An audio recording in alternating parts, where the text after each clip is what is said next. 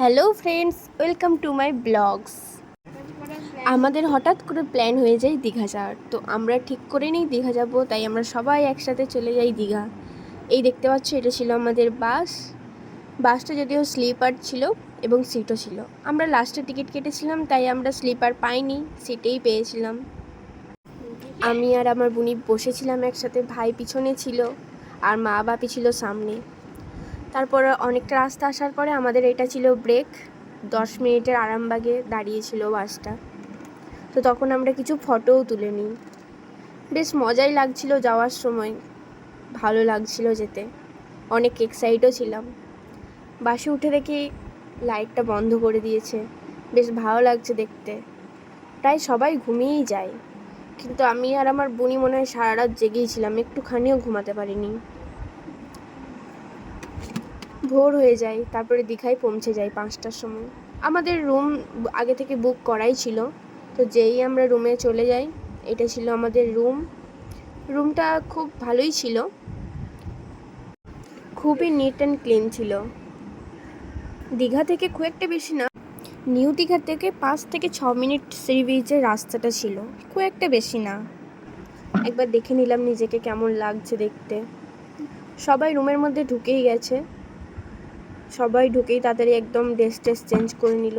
এই ছিল আমাদের রুমটা পুরো। তারপর আমরা একটু ফ্রেশ হয়ে আবার রেডি হয়ে বেরিয়ে যাই সমুদ্রে যাওয়ার জন্য। এই দেখছো আমার বুনি শুধু হেসে হেসে বেড়ায়। ভাই আসছে, সারা রাত ঘুমায়নি, চোখ টোক সব একদম ঝিমিয়ে গেছে। এটা হলো বাপি মা।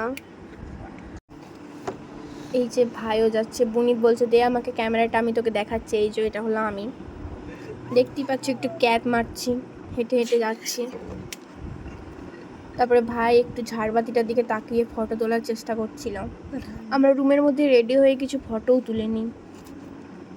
দেখতেই পাচ্ছ আমাদের সবার লুক কেমন লাগছে জানিও কমেন্টে।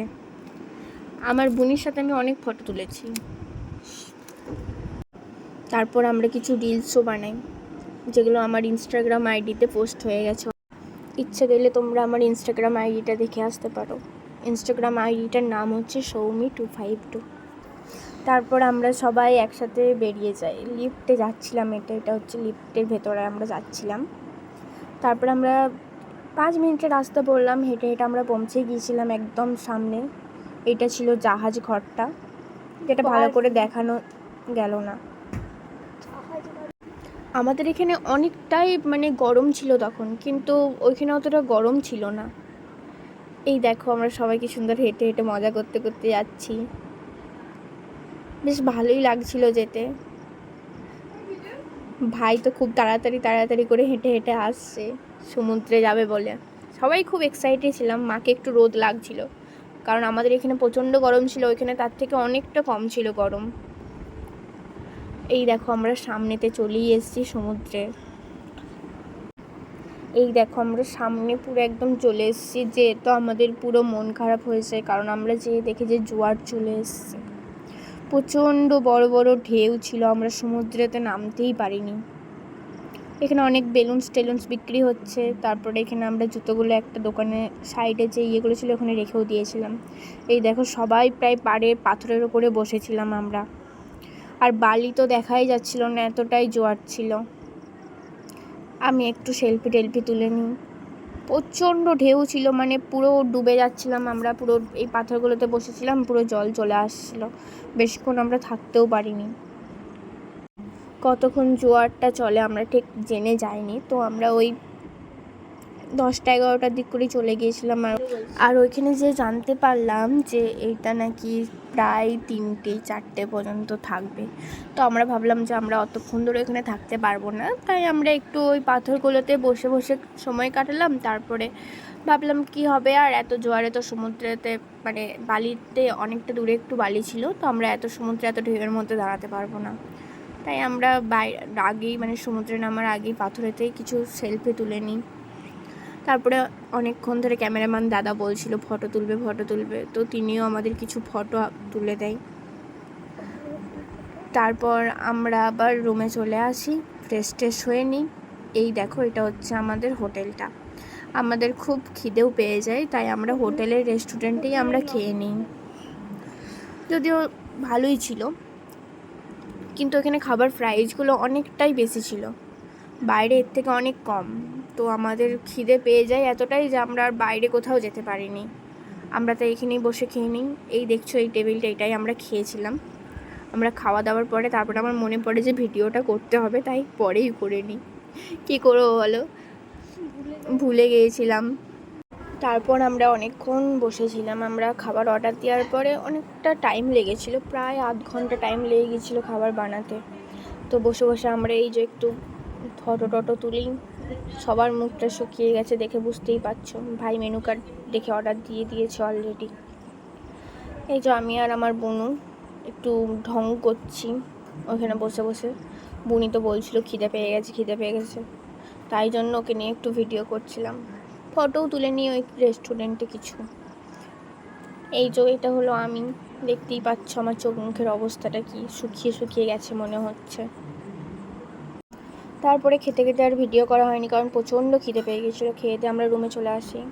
তারপর আমরা দুপুরবেলা এসে ঘুমিয়ে গেছিলাম, দিয়ে সন্ধে হয়ে যায় ঘুম থেকে উঠতে। তারপর আমরা সবাই রেডি হয়ে যাই। এই দেখছো পুনু, এটা হচ্ছে ভাই, সবাই আমরা রেডি হয়ে গিয়েছিলাম বেরোবো বলে, সন্ধ্যায় একটু ঘুরতে যাবো বলে।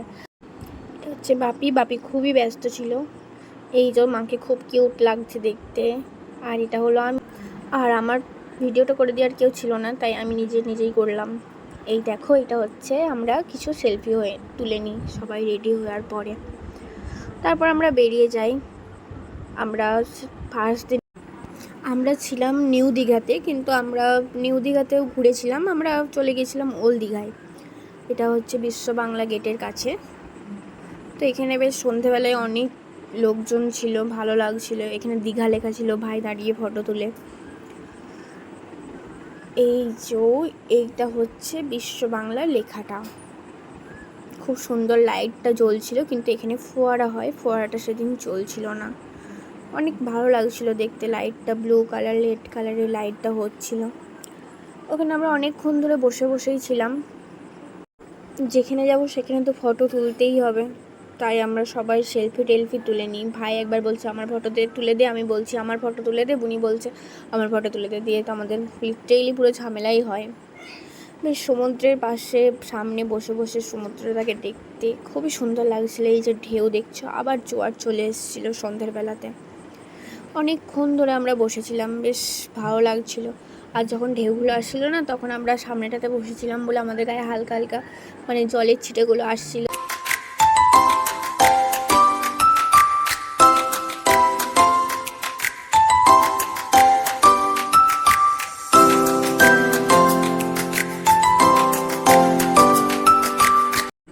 তারপর আমাদের খিদে পেয়ে যায়, তো আমরা দেখতে পাই এরকম সি ফুড বিক্রি হচ্ছিল, মাছ অনেক বিক্রি হচ্ছিল।